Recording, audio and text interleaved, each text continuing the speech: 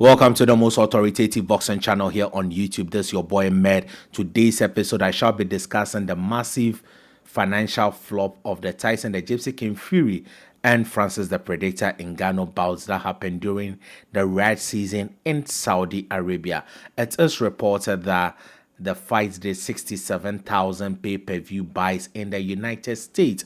Per the financial reward both men received at the end of the day, 67,000 pay-per-view buys would be regarded as flop.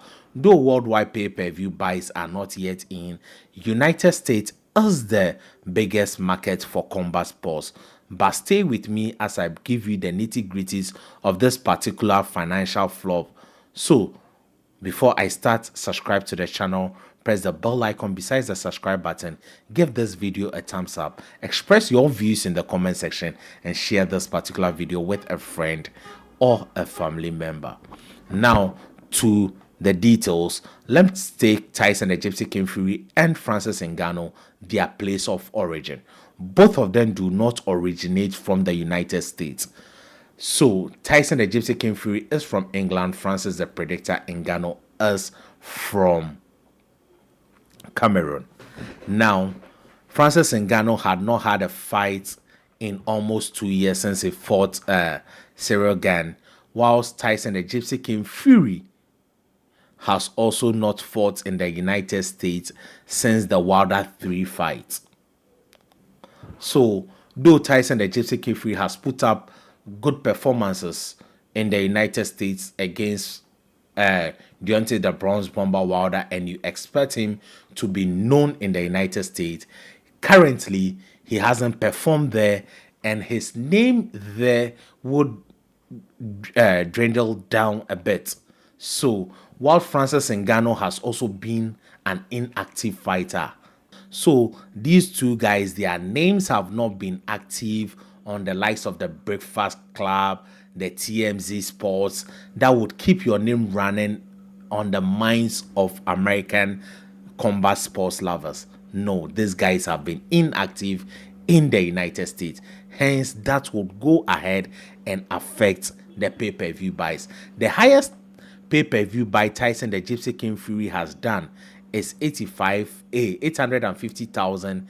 That is the Deontay Wilder 2 fight, and that Deontay Wilder was a dance partner who also came from America, who had drawn with Tyson Fury and had a very controversial and exciting fight in the first fight, and the rematch did 850,000 pay-per-view buys, and since then Tyson the Gypsy King Fury has not done that number again.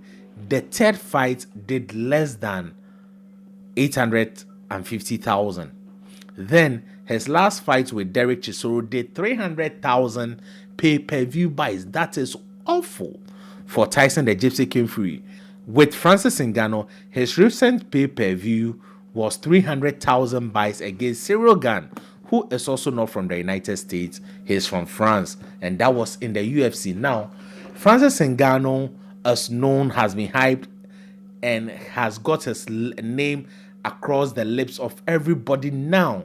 But prior to the fight, everybody knew that it was a one-way traffic, and there wasn't any single person giving Francis Ngannou more than a puncher's chance. When the fight actually happened, he ended up performing very, very well, to the amazement of many. And if he's able to compete with Deontay Wilder, which it is reported that they are in negotiation, Derek Chisoro, or even Anthony A.J. Joshua, they will do higher pay-per-view numbers because of expectation. In that Fury fight, we all did not know what to expect, and we wrote Francis Ngannou off because it is natural. You are going to compete against a champion in a sport in which you are a novice. Nobody would give you a chance, and nobody would be paying extra dollar to see that fight, knowing the result would only go in favor of Tyson Fury. Yes, the results went in favor of Tyson Fury, but it wasn't without drama. And drama is one thing that keeps the sports alive. And there is a cross section of boxing fans that think that Francis Ngannou won the fight. Others think that it was a draw, and others think that Tyson the Gypsy King Fury won the fight. Personally, I think Fury won the fight by just a point. So any other result is valid, because a draw is valid and a Francis Ngannou win is valid. You can't say. It depends on the eyes you use to see the fight. So if Tyson Fury and Francis Ngannou rematch each other, I think it will do better pay-per-view numbers, because now we know what to expect. We know that Tyson Fury can get hit by a novice, and now a novice has put up this exciting performance, having a close fight with the heavyweight champion. He will work harder in order to knock Tyson the Gypsy King Fury out. So the next fight they do, they would be expecting a higher pay-per-view numbers. But with the Saudis, per the events they put up and per the money they paid both boxers, Tyson the Gypsy King Fury was paid $30 million, whilst Francis Ngannou was paid $10 million. Let's take a look at the financial way. Francis Ngannou's highest pay in the UFC was $600,000. That was what he got against Cyril Gane, $600,000. Prior to fighting Tyson the Gypsy King Fury, he had not even made $1 million out of a fight. So making $10 million was big money, and it was exciting enough for him to take the offer. Then Tyson the Gypsy King Fury was paid $30 million. Tyson the Gypsy King Fury often gets paid $30 million facing Deontay the Bronze Bomber Wilder, who is the hardest puncher in boxing history, and he is getting that same $30 million to fight a novice. I think it was a cool deal, and if you were in the shoes of Tyson the Gypsy King Fury, it is easy money and you would take it. But the Saudis are looking at the long-term investment. They are in to bring attention to their country. They are in to wipe up the negative sales about their country. They are in to show you that Saudi Arabia is the entertainment and sports capital of the world. That is what they are seeking to do. It is a long-term investment, not a short-term. They are looking about 10 years from now. They want to create the new Las Vegas in Saudi Arabia, and they are going to use boxing in doing so, and that is a fantastic move. So the Saudis don't consider this as a loss. They consider it as an investment in order to gain. They are bringing, look at all the celebrities that came to Saudi Arabia to watch this particular fight. That is what they are waiting for. That is what they are working on.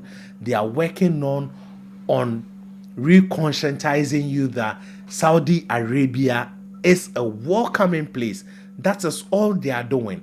And there are people who can come for vacation. People should come and enjoy the tourism aspect of Saudi Arabia. So for the Saudis, this is not a loss. This is a win. Even per the performance Francis Ngannou has put on, I think that the Saudis have won double. They have won double, because most people will now believe their matchmaking and their sense of judgment, because they are able to put out top fight. Usyk versus Anthony Joshua 2, Joshua versus Andy Ruiz 2. All these fights happen in Saudi Arabia.